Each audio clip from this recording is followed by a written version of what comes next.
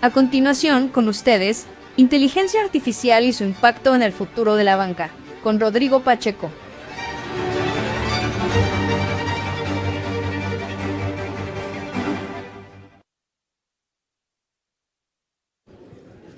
Mi querido Ro, gracias. Gracias. Hola, buenas tardes. Pues la verdad es que muchas gracias por la invitación, estimado, porque evidentemente, como acabamos de escuchar de parte de Oscar, estamos en un momento bien importante en todos los ámbitos económicos y obviamente también en el sector financiero, que por la naturaleza misma del negocio se convierte en una de las industrias, digamos, que más rápido está adaptando y más rápido se está transformando con todas estas nuevas tecnologías como la inteligencia artificial generativa. Y comienzo, no quiero ser muy redundante, pero claramente estamos en un gran momento en términos de esta tecnología. Está despegando con mucha fuerza. Como todos recuerdan, pues en el 30 de noviembre de 2022 empezó el famoso ChatGPT de OpenAI, esta inteligencia artificial generativa, que evidentemente ha estado avanzando. Estamos apenas en el mes 16 y hemos visto una aceleración y un cambio realmente profundo. Simplemente para hacer la definición, un poco ya sobra con lo que acabamos de ver, pero bueno, esto es lo que dice Mark Andreessen, que es una de las definiciones que más me gusta, que es básicamente la aplicación de las matemáticas y el código de software para enseñar a las computadoras a comprender, sintetizar y generar conocimiento de manera similar a los humanos. Es decir, pues lo que vemos hoy a través del Gen AI o la inteligencia artificial generativa es justamente una potencia, digamos, en términos de la parte cognitiva y cómo interactuamos con ella. Ahora, yo creo que estamos ante un paradigma, sí creo, que es como una suerte de nueva electricidad.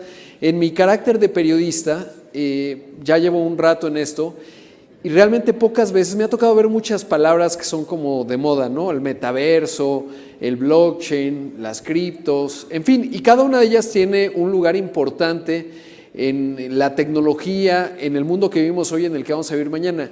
Pero nunca había visto que los líderes de todas las grandes empresas tecnológicas, visionarios, desde Bill Gates hasta Andy Jassy de Amazon, o el propio Jeff Bezos, o Sam Altman, o muchos que uno pensaría, bueno, pues es que están metidos, pero prácticamente todos convergen en que estamos ante un cambio de paradigma profundo y una tecnología transversal que lo está cambiando todo. Y por eso sí creo que es como la nueva electricidad. Evidentemente, buena parte o todas las láminas que van a ver pues son hechas con Gen AI, ¿no? Naturalmente no podía ser de otra forma. Pero de repente siempre pues está este tema del hype, ¿no? Esta es la curva de Gartner que en su momento plantearon, porque sí que se cumple con la tecnología. Primero empieza investigación y desarrollo, los primeros empiezan a adoptar e investigar, se genera un gran momentum en términos de los medios de comunicación que lo cubrimos, nos apasionamos, luego llega un punto máximo y empieza la prensa negativa, que la cosa ya no está funcionando, empiezan las consolidaciones, a veces en el precio de las acciones se notan. Hoy podríamos pensar que estamos si vemos los múltiples, por ejemplo, de Nvidia, pues uno podría llegar a pensar estamos en la cima de esta curva de hype. Habrá que ver, yo creo que esta curva es cierto, es correcto, luego se consolida, un poco como vimos el iPhone. ¿Se acuerdan cómo en su momento se burlaban y decían ese teléfono de $300 y una pantalla de touch va a fracasar miserablemente? Generó mucho ímpetu, sobreestimamos el corto plazo, pero subestimamos el largo plazo y luego vino la consolidación. Me parece que estamos en un escenario similar, pero mucho más rápido con la inteligencia artificial, porque ya van dos curvas de estas. Y ahorita les muestro algunas. El hype, pues sí, sin duda está ahí, pero por supuesto que es sostenido. ¿Por qué? Bueno, lo primero que veíamos, esto de hecho ya hasta suena viejito, tendrá unos 8 meses, cuando una señora pues tenía a su hijo y había ido ya con 17 médicos porque tenía unos dolores muy extraños, lo llevó con el dentista, el osteópata, en fin, llevaba 17, hasta que desesperada pues colocó todos los diagnósticos que ya tenía en el ChatGPT 4, lo llevó con un último doctor, el 18, y le dijo, es correcto. ¿Por qué? Porque tuvo la oportunidad de analizar de manera paralela, digamos, cada uno de los puntos de información que tenía en términos de los diagnósticos y llegar a uno general, porque claramente en la especialización de cada uno de ellos no lo habían logrado. Pero también obviamente siempre está el miedo cuando llega una nueva tecnología. Me acuerdo mucho, me frustraba un poco, lo primero que supimos en enero de 2023 fue cuando Microsoft sacó la integración de ChatGPT con su buscador, con Bing, y le pusieron Sydney, y se acordarán que todavía tiene mucho digamos, resonancia, que el periodista del New York Times pues se puso 3 horas ahí con Sidney, ¿no? Descubrió el número secreto y Sidney le dijo, ay, divórciate y vamos a fugarnos. Y entonces esa era la nota. Pero claramente, pues si te echas 3 horas, cualquier cosa puede ocurrir. Pero bueno, eso es lo que decía del peligro de la inteligencia artificial generativa. O está el típico caso del abogado, también fue famoso, esto ya no es información tan nueva, que estaba en una corte federal en los Estados Unidos y utilizó al ChatGPT para hacer la jurisprudencia. Obviamente el ChatGPT había tenido una alucinación y obviamente el abogado lo corrieron. Pero esto me hace pensar pues lo típico, ¿no? Cuando salió el GPS y después del GPS el Waze, y siempre sale la típica nota de una familia se metió en un lago porque el Waze le dijo, siga adelante, y había un lago. Pues sí, o sea, uno siempre tiene que tener sentido común y si eres un abogado no harías la jurisprudencia de tu caso puramente con el ChatGPT, hay que tener 2 dedos de frentes. Pero obviamente esto siempre da la nota y es lo que dicen, no, la inteligencia artificial es una basura, es una moda, no sirve de nada. Y en realidad siempre hay gente no muy brillante que la va a utilizar de manera poco adecuada, pero ese no será el punto de dato que hay que tomar para entender qué tan profundo y rápido va. Y justo en esta discusión del Open Banking, lo que hay que saber cuando uno se enfrenta, que seguramente por dónde estoy y quiénes son ustedes, pues han estado interactuando con ella. Pero claro, la usabilidad se da en función que cuando tienes enfrente el aparato, ahora que OpenAI presentó el ChatGPT 4o, pues lo primero que dices, ¿y ahora qué le pregunto? ¿No? Porque ahora ya tiene una mejor capacidad de datos y lo siguiente que dices, oye, ¿dónde está mi Excel? ¿Cómo lo voy a subir y qué le voy a pedir que grafique? Y entonces lo importante no es la respuesta que estoy buscando, sino la pregunta que le voy a hacer. Y seguramente les ha pasado que cuando tú quieres hacer una pregunta a estos modelos de lenguaje natural, hay varios, ¿no? Está Gemini, que pues vamos a ver cómo sale el 1.5 Pro, Cloud Opus, que a mí me fascina, me parece que tiene un conocimiento contextual en términos de palabras increíbles, o el ChatGPT 4, ahora el 4o lo he estado utilizando, está bastante bueno, pero lo primero que dices, ¿y ahora qué le pregunto? Y cuando formulas la pregunta, ahí está la mitad de la respuesta. Y eso es lo interesante. ¿Qué pregunta le haces? ¿Por qué? Porque eso va a estar determinado con respecto a los datos, que hay que saber en el corto plazo con respecto a esta tecnología, pues qué datos tengo, ¿no? Y ahí en términos de la discusión, ¿dónde están los datos financieros? Por eso es que hoy estamos en un momento paradigmático en el sector financiero, porque vaya que hay datos y son datos estructurados y datos que se vienen iterando desde hace algún tiempo. Esta discusión evidentemente no es nueva. Por supuesto, ¿dónde están? ¿No? Y ahí el Open Banking es, pues a lo mejor mi dato no lo tengo yo, lo tiene mi vecino y quiero que lo comparte y a partir de ahí vamos a generar nuevas correlaciones y más valor y de ahí la relevancia de lo que hoy se está planteando en este foro que me parece fundamental. ¿Qué calidad tienen los datos? Que parte un poco ya lo mencionaban. Ahí es en donde una parte de la, digamos, visión prudencial de dónde están mis datos y con quién los comparto, si soy una entidad financiera altamente regulada naturalmente, pero también qué calidad tienen y cuáles me van a compartir y cómo eso me genera y alimenta mis modelos, por ejemplo, de evaluación de riesgo. Y por supuesto, cómo se retroalimentan. Hace un rato Oscar decía, pues son pre-trained, ¿no? Y tú lo tienes que ir entrenando, afinando, el famoso tuning es fundamental para que vayas llegando a un buen resultado en este sector, pero para ello requieres que entre más datos, como saben estos modelos, pues se hacen más poderosos en términos de los miles de millones de parámetros, pero luego ahora, por ejemplo, en la presentación de Google, apenas ayer en Google 1.0, lo que decía es, nosotros tenemos una ventana de contexto mucho más amplia, porque es evidente, y eso es a nivel humano, entre más contexto tienes de alguien, mejor vas a funcionar. Por eso, y a lo mejor es una buena forma de aproximarlo intuitivamente, ¿por qué los amigos de la infancia son tan valiosos? Porque tienen mucho contexto tuyo, a diferencia de un amigo nuevo. Tú con tu amigo de la infancia ya sabes qué te duele, dónde te duele, cuál era tu apodo de chiquito, cuál fue de grande, y eso ayuda a que rápidamente se subsana la confianza. Cuando tienes un amigo nuevo hay que explicar mucho contexto. Por eso en el caso de los modelos de inteligencia artificial generativa, ahora el nombre del juego también tiene que ver con el contexto, es decir, si yo le puedo meter el libro de García Márquez como contexto, probablemente me va a poder hacer un capítulo nuevo. Si yo le doy nada más un capítulo del laberinto de la soledad de Octavio Paz, a lo mejor no me va a generar otro capítulo. Y entonces, en términos de datos, eso se vuelve relevante. Y la otra parte es pues los atributos, digamos, de los mismos, ¿no? Este es del World Economic Forum del año pasado. y les preguntaban a las empresas, oye, ¿cuáles son tus principales preocupaciones? Y es interesante, porque en 2022 el 68% pensaba que el ruido, es decir, toda esa data que no te aporta, pero que está ahí presente y que tienes que ir desgranando para quedarte con lo importante. Lo segundo es el sesgo. Evidentemente está sobrediagnosticado cuando se habla de por qué la inteligencia artificial puede ser peligrosa y Europa trata de regular de alguna manera, pues en lo que pasa es que puede tener un sesgo la información. A lo mejor todos estamos familiarizados con la policía de Chicago que tenía machine learning y entonces la data que tenía un sesgo en términos de hacer el profile o la identificación de posibles criminales, y como tenían mucha data de afroamericanos, pues resulta que era más probable si eras afroamericano que te hiciera el profile como criminal que si no, y entonces es un problema de sesgo y ahí hay, bueno, evidentemente mucha capacidad, y lo mismo ocurrirá con el tema financiero, ¿no? Porque si tú estás en el sector informal, como punto de dato va a estar sesgado y a lo mejor, pues sí estás en la economía informal, pero tienes 10 puestos de tamales y entonces eres muy solvente, ¿no? O te dieron ahorita estaba viendo que a uno le dieron una estrella Michelin, hay que ir a esos tacos, se ven buenos, pero entonces el sesgo va a estar ahí. La diferencia de dominio es importante porque a veces, y a ustedes les habrá pasado, pero te hacen la típica pregunta, oye, tenemos ya nuestros datos, están increíbles, me gustaría saber con cuántos penales le ganó la selección mexicana en el año 2000. Oiga, señor, sí, están muy bien los datos, pero nuestros datos son de béisbol. No le puedo preguntar cuántos penales, porque lo que le puedo preguntar, y entonces muchas veces ocurre que le haces la pregunta adecuada al dato inadecuado. Y ahí el tema del dominio se vuelve muy importante y todas estas discusiones pues es lo que hay que tener en cuenta. Me llamó la atención, de hecho hay cierto grado de optimismo porque en 2022 11% pensaban que no tenían problemas y para 2023 subió a 16%. A mí lo que me dice ilusos, pero bueno, no sabemos porque estamos todavía en una etapa muy temprana de esta evolución. Pero me parece que la oportunidad, y por lo que esta reunión me parece muy valiosa, está en el aterrizaje.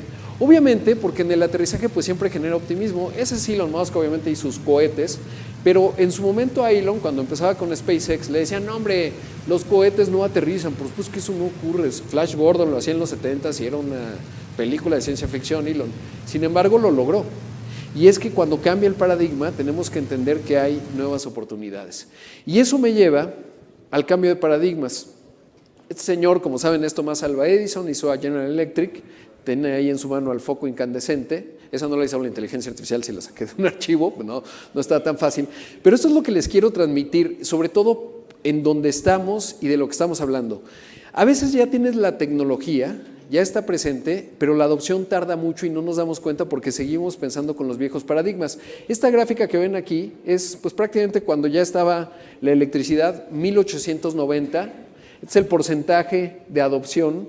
Como pueden ver, prácticamente fue hasta 1900, por ahí de 11, JP Morgan, por ejemplo, puso por primera vez su casa iluminada, luego se le incendió, fue un desastre, pero apenas fue llegando al 40% prácticamente 20 años después. Para 1930 pues ya estamos hablando del 60% y no fue sino hasta el 40, 50 cuando ya el 100% de los hogares tenían sistemas de iluminación que se habían inventado prácticamente en 1879.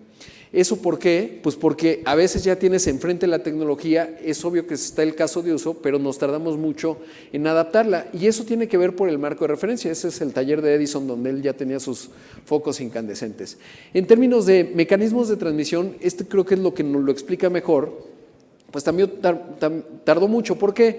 Porque como pueden ver en estas máquinas, cuando empezaron a evolucionar de la máquina de vapor al motor eléctrico, lo primero que hicieron, y eso nos suele ocurrir con estas nuevas tecnologías, fueron donde estaba la máquina de vapor, la quitaron y colocaron un motor eléctrico y ponían estos ejes de transmisión que movían todas las máquinas en el piso de manufactura, normalmente eran textiles. ¿Por qué? Porque pensaban, pues está la máquina, ya hay una mejor, pongo la eléctrica, pongo el eje de transmisión y todo igual, porque el marco de referencia no cambió. Tardó mucho tiempo en darse cuenta que si tú podías tener una máquina eléctrica en cada una, cambiaba la transmisión y la forma de producción. Sin embargo, como pueden ver, pues tardó muchos años en darse cuenta y uno pensaría que el mercado, que tiene todos los incentivos para hacer adopción rápido, lo iba a hacer a mayor velocidad. Sin embargo, pueden ver que pues hasta 1910 estábamos en 30%, por ahí de los 50, de hecho se tardó un poco más. O lo mismo ocurrió con los motores eléctricos y las lavadoras. La adopción de la lavadora tardó muchísimo, esta es la primera de 1907, y vean hasta cuándo se adaptaron los motores secundarios. Bueno, acá se ve los mecanismos de transmisión en fábricas, la iluminación de los hogares, electrodomésticos, acá está, ¿no? Pues fue más o menos el 50% apenas hasta 1920, cuando era obvio desde finales de 1800, del siglo XIX.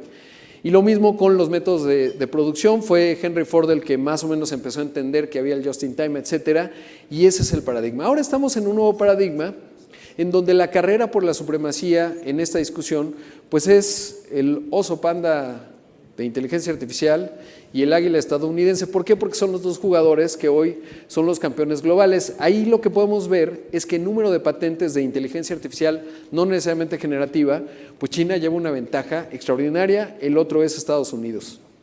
Y aquí se ve la Unión Europea, Reino, por eso Europa está regulando, porque pues como que no van muy bien en ello, y acá se ve Estados Unidos, ¿no? Entonces, esa es la velocidad. Ahora, si vemos quién es el motor, a diferencia de otras revoluciones, pues prácticamente es la industria, es el sector privado. Hoy la innovación, de hecho me llamaba la atención hace un par de semanas, porque Microsoft anunciaba que iba a hacer un modelo de lenguaje natural con inteligencia artificial generativa para los servicios de inteligencia estadounidenses. Es decir, la CIA no lo generó. Todos estábamos acostumbrados, marco de referencia, 1970, 80 y 90, en donde James Bond sacaba un teléfono, que era el iPhone, ¿no? Antes del iPhone, y desde ahí manejaba su BMW. Eso ya era en el 2000. Y entonces era el gobierno el que tenía la tecnología más avanzada, ya no. Hoy la CIA va y le dice a OpenAI, oye, ¿me ayudas? Necesito un modelo de lenguaje natural, o va con Microsoft. Y hoy quien encabeza pues es la industria, el sector privado. En segundo lugar, naturalmente las universidades y la industria. Por eso hay una vinculación, acabo de ver una entrevista ahí de Sam Altman en Stanford. ¿Por qué? Pues porque de ahí viene, ¿no? En esa colaboración, ahí se generó en parte. Luego, en tercer lugar, la academia, y como pueden ver, el gobierno pues aparece, es lo verdecito, pues prácticamente en el piso. En esta revolución es el sector privado el que está yendo a gran velocidad. La otra es que, si bien en patentes China va ganando, en inteligencia artificial generativa, modelos de machine learning por país, pues Estados Unidos lleva una delantera total. Por eso hoy las empresas, las principales empresas en esta discusión son eminentemente estadounidenses. Está Mistral de Francia, que es la única que ubico, digamos, de potencia en GenAI, y los chinos Baidu, etcétera, pero es Estados Unidos. Ahora, si lo vemos en patentes por cada 100,000 habitantes, es interesante porque ahí sí ya nos vamos más allá de China, Estados Unidos. Obviamente está Corea del Sur, Luxemburgo, Estados Unidos, Japón, China, Singapur. Lo interesante de esta gráfica, ahí viene la fuente del análisis de inteligencia artificial de la Universidad de Stanford, no está México. Entonces México no estamos participando, somos uno de los 10 principales mercados de consumo y por lo tanto en el sector financiero pues claramente somos un jugador grandote y significativo. Sin embargo, aquí no estamos avanzando y es una llamada para hacerlo. Y es que de repente volvemos a lo mismo. Una de las cosas que a veces me frustra es las discusiones de regulación, ¿no? Porque uno ve el marco de referencia europeo que queda desactualizado, hay una buena discusión ahí si es por agencia, si es constitutional AI, en fin, hay varias aproximaciones para tratar de entender algo que se mueve muy rápido.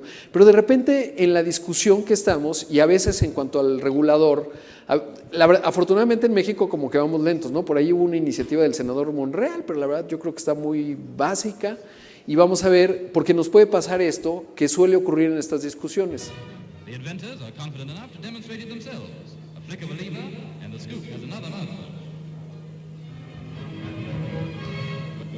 Y es que cuando empezaba el automóvil, pues somos un poco ridículos, ¿no? Y decían, no, el automóvil atropella a las personas, ¿qué hacemos? Regulemos y que cada uno tenga esa palita para que, pues es ilógico, poco después los coches llevan a 50 kilómetros por hora y la palita lo único que es que se tiene que enterrar en el cerebro.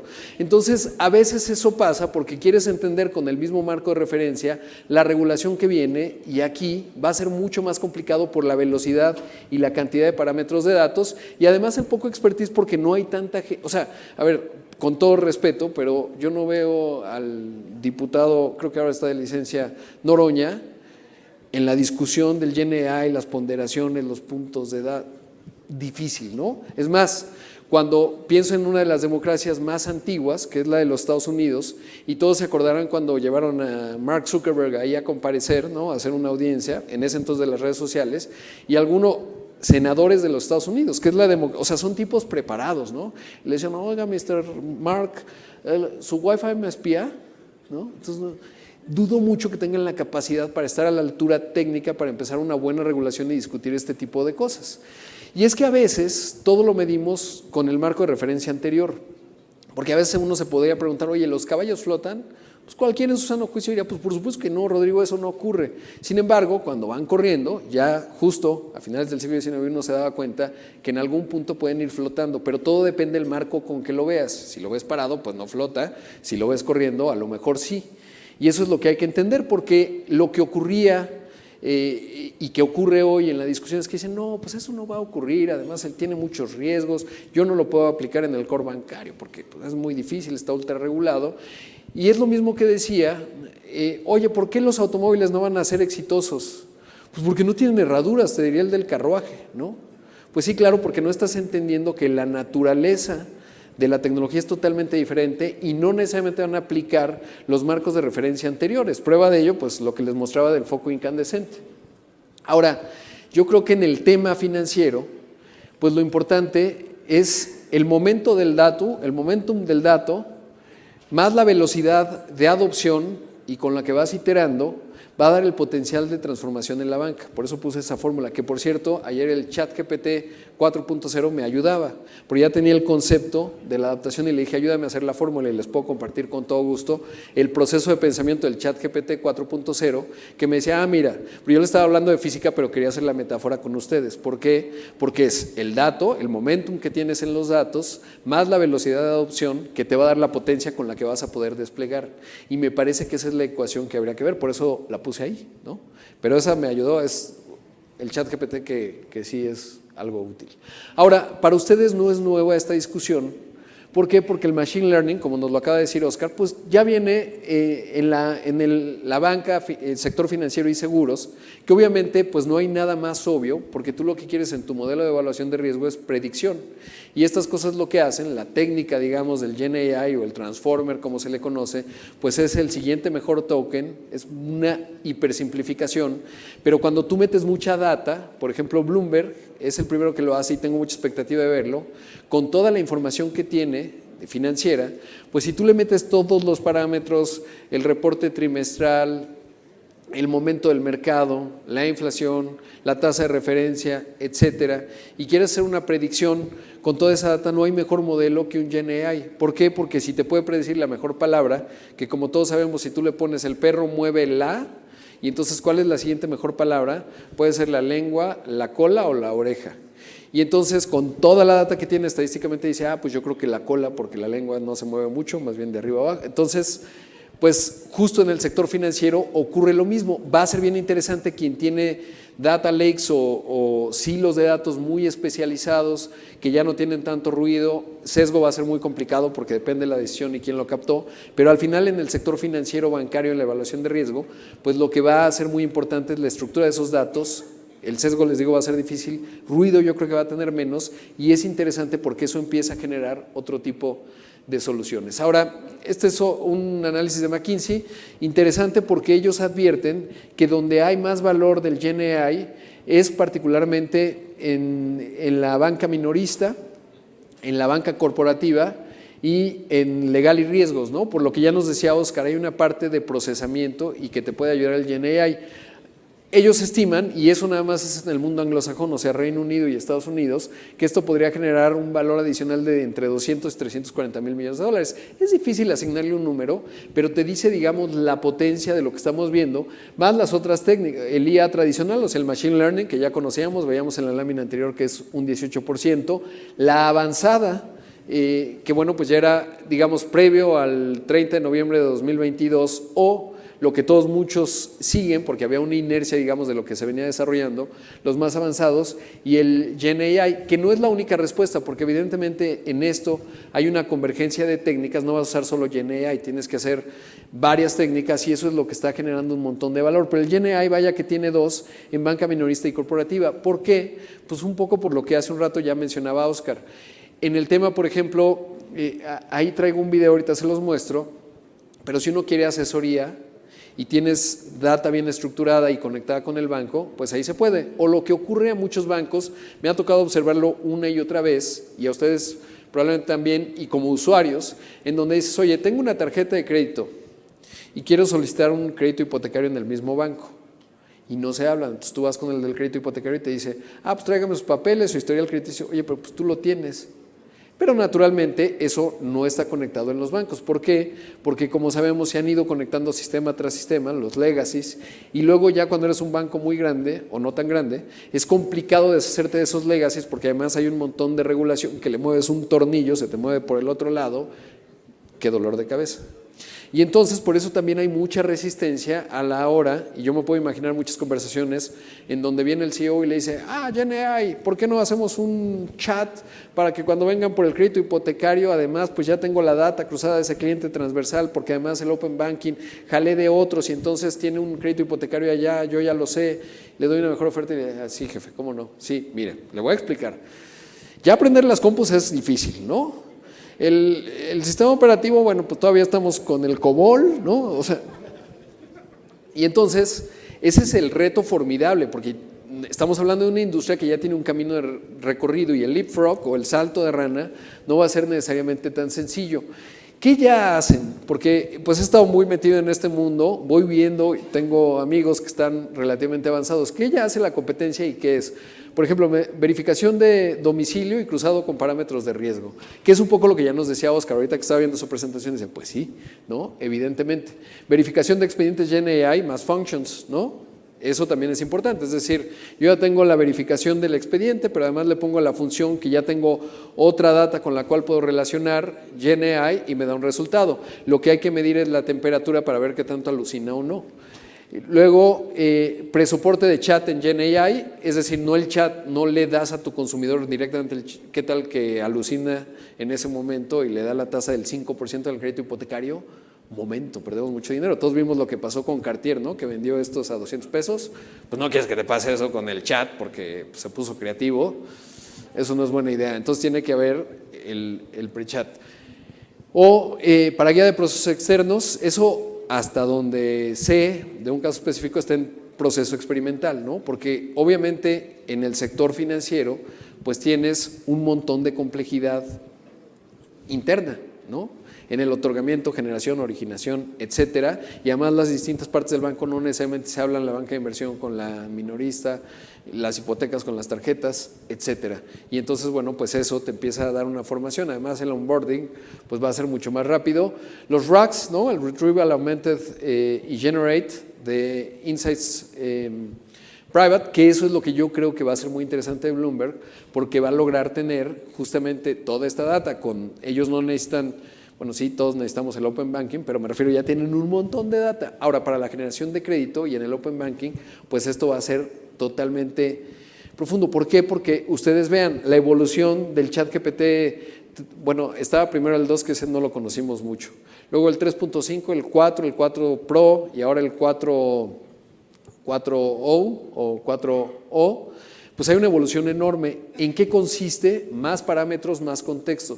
Por eso, en el contexto de lo que estamos hablando del Open Banking, pues tiene muchísimo sentido. Ahora, la mejora acelerada, pues la vamos a ir viendo. Lo estaba haciendo ayer porque quería venir con ustedes, es el 4O.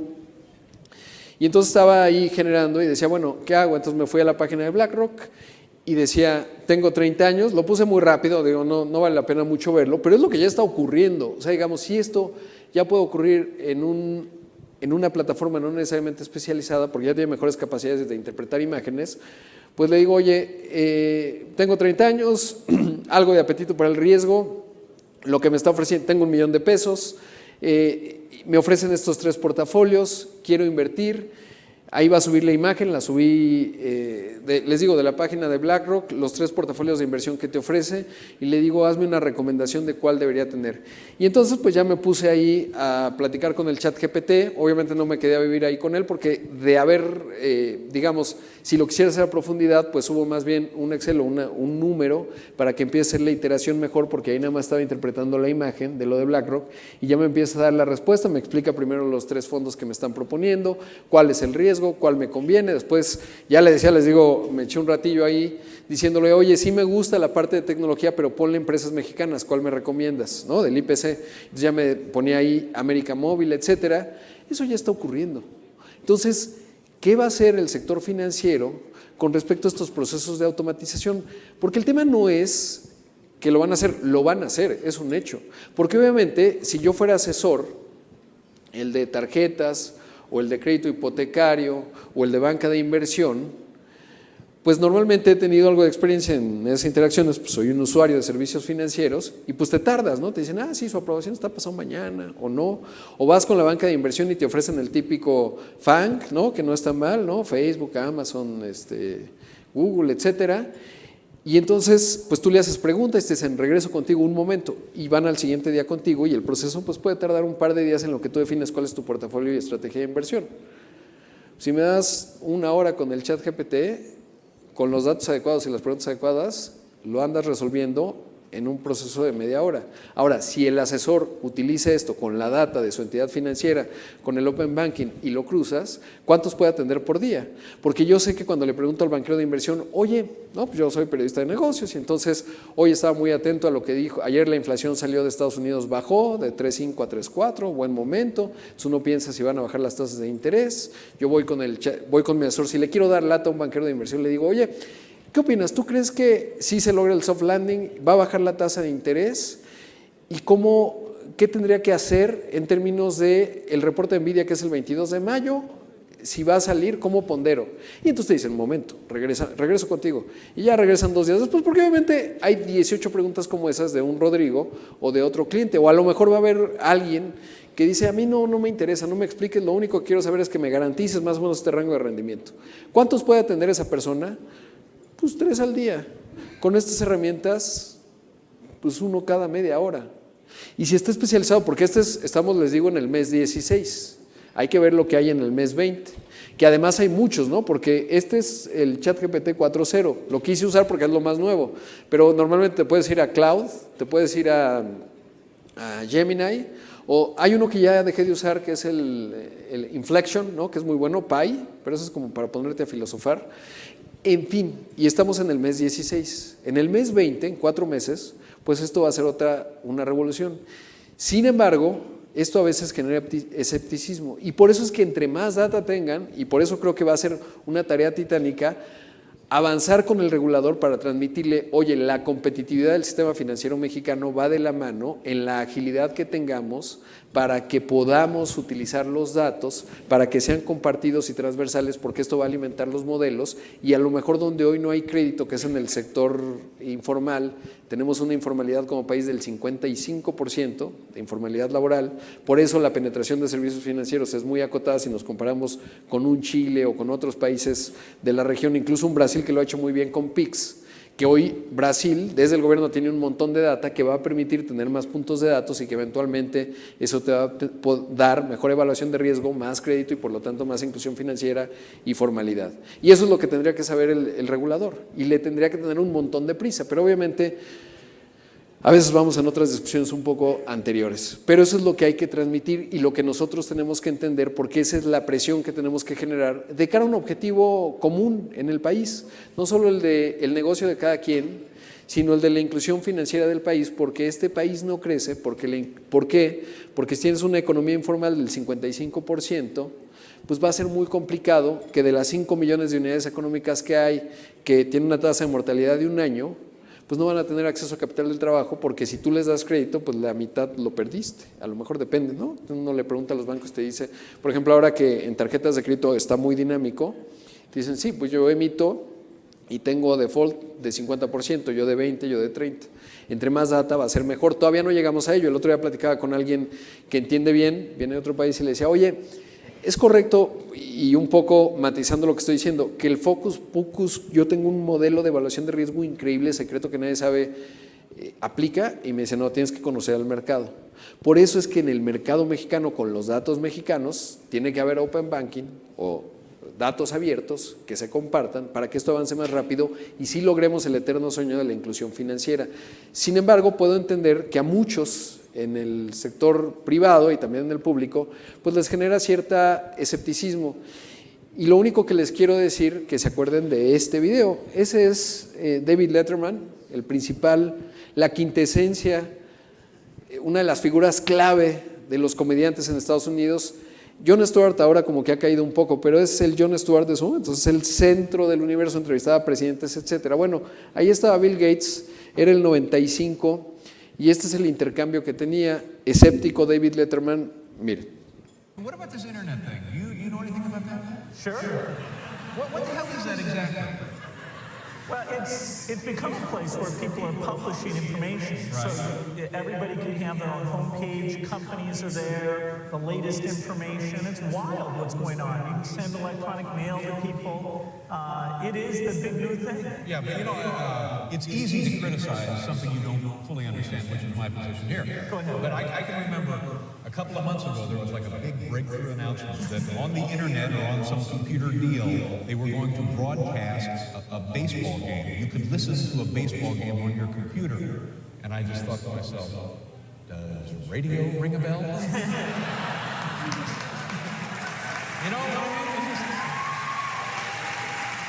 There's a difference. There's a difference. It's not a huge difference. What is the difference? You can listen to the baseball game whenever you want. Right. Too. Oh, I see. So it's stored in one of your memory deals. Exactly. And then you can come That's back the RAM later. thing we talked about earlier. Yeah. Do tape recorders ring a bell? Y entonces lo que les decía al principio, hay que evitar ser el David Letterman del 2024. ¿Por qué? Porque David Letterman veía, como les decía al principio de la conferencia, el mismo marco de referencia. Decía, pues si ya tengo la radio, ¿por qué necesitaría un partido de béisbol transmitido por internet? Estamos hablando de 1995, creo que dije 2005, me equivoqué, 1995. Entonces, obviamente había mucho escepticismo con respecto al internet. Y como David Letterman lo interpretaba con marco de referencia, 1990-80, pues decía, pues yo por qué querría el partido de béisbol si ya tengo la radio, o grabar el partido de béisbol. Bueno, pregúntenle a Netflix, ¿no? Ahora acaba de cerrar un acuerdo con NFL. Y entonces es ver algo con un paradigma anterior que está generándose nuevo. La invitación para los reguladores y para nosotros es no ser el David Letterman del internet, porque ahora estamos en el 2024, el GenAI, y no solo el GenAI, hay que ver lo que acaba de anunciar justo Hassabis, ¿no? el CEO de inteligencia artificial en Google, que tiene lo de AlphaFold y dice ya viene una nueva generación de medicamentos con un valor de $100,000 millones, y hoy lo vemos y decimos, sí, bueno, pues también lo mismo decían del metaverso. No, esta transformación es profunda, lo va a cambiar todo, se requieren un montón de datos y sobre todo tenemos que convencer al regulador y convencernos a nosotros mismos para no convertirnos en el David Letterman del Internet 1995, y eso es lo que les quería compartir, espero les haya resultado útil. Muchas gracias.